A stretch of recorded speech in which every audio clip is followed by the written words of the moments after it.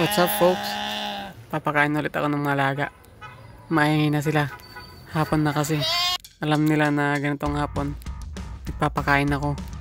Hindi ako Nagpapakain ako ng damo. Papakawalan ko muna sila bago kukunin yung damo. Kung makikita nyo, lumalapit na sila. Ibig sabihin, dala ko na yung damo. Roroxy na yung mga yan. Guys! Joke lang, ibang damo yon.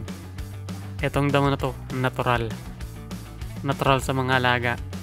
Ayan, bitbit ko na yung damo. Buds na naman to. Pero kulang pa rin to kasi sobrang dami nila. Hindi naman sobrang dami. Medyo lang. Tapos isang sakong damo lang. Magkukulang talaga. Ikakalat ko yung mga damo para makashare yung iba. Babukayawan lang kasi ng mga kambing yan Baka hindi makakain yung mga tupa kapag habang tumatagal, sumusungog na lang itong mga tupa na to. Nahawa ata sa mga kambing. Andito na yung bulog. Napakawalan ko na. Siya yung pinakahuli kong pinapakawalan Wala lang, trip ko lang. Tapos itong babaeng may sungay. Sila kasi yung matatapang dyan Pag ganitong kumakain sila, dito nag-uumpisa silang magsuwagan. Di ba? Naagawan kasi yung iba. Tsaka buwakaw talaga yung iba. Kaya nagkakaroon ng suwagan. Medyo kawawa nga yung malilit dyan Sila yung trip na suwagin. Benembang. Doon sa kabila naman, sinuwag ulit. Takbo siya. Ibubuhos ko lang ulit. Itong isang sakong omads, medyo madami to Yan, sa makikita nyo, tinatapon-tapon ko na lang. Bahala na silang mamulot. Parang bulsa lang ni Doraemon. Ang daming laman. Kaya magkakasuwagan na naman. Swagger tong mga alaga ko.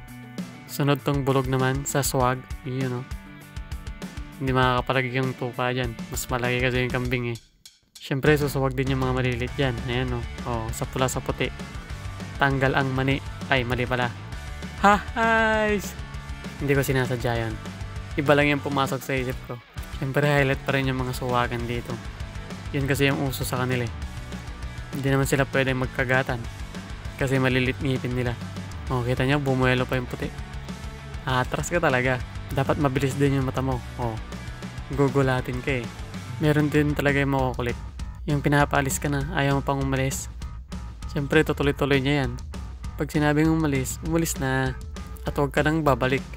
Siyempre, magagalit talaga yan. Pinaalis ka na, babalik ka pa. Epal muna ako saglit. Dadaan lang ako papunta sa kabila. Siyempre, epal din yung bulog. Galit Kapag paggabi na, siyempre, uwi na. Hihilangin ko na sila isa-isa. Yung mga kambing lang pala tinatali ko. Di bali na yung mga tupa. Hindi naman naalis yung mga yun Siyempre, una sa balota, yung bulog. Tumatambay na yan busog na kasi. Sunod sa balota, yung bower. Itong malit na bulog. Isa ring tambay yan. Kaya hihilain ko na siya papunta sa bahay nila. Doon sa sirok. Sunod, itong babaeng may sungay. Kasama niya ang nag-iisa niyang anak. Deadsong yung isa Sunod sa balota, itong malit na kambing. Magkakulay kasi yung dalawang kambing na malit na yan Susunod, itong kambal niya. Siyempre kasama niya dyan yung anak niyang puti. Bata kasing naging ina yan Oy, biglang sumulupot si tatay. May dalang pulutan. Alaksin ko na kasi. Iinom yun dun sa likod. Salamat ulit sa panonood. Sana nasayang ko yung inyong oras.